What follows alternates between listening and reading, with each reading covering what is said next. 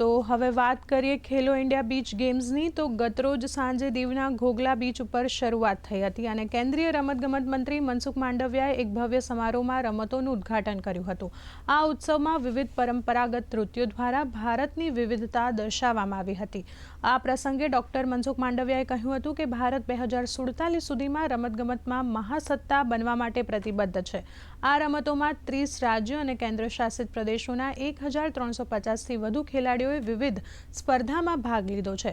તો ખેલાડીઓએ football, volleyball, kabaddi, swimming જેવી વિવિધ સ્પર્ધાઓ યોજાશે, જેમાં પ્રધાનમંત્રી નરેન્દ્ર મોદીએ પણ ખેલો ઇન્ડિયા બીચ ગેમ્સને દેશના રમતગમત ઇતિહાસમાં એક મહત્વપૂર્ણ ક્ષણ ગણાવી છે।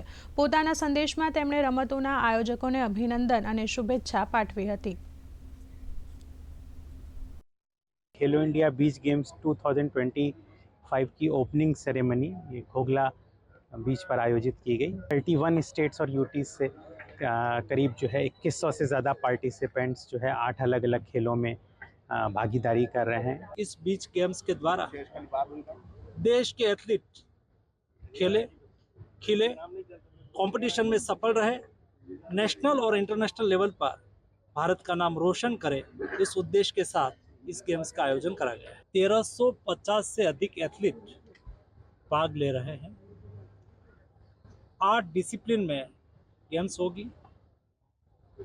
ये दूसरी बार खेलो इंडिया बीच गेम्स का आयोजन करा गया है।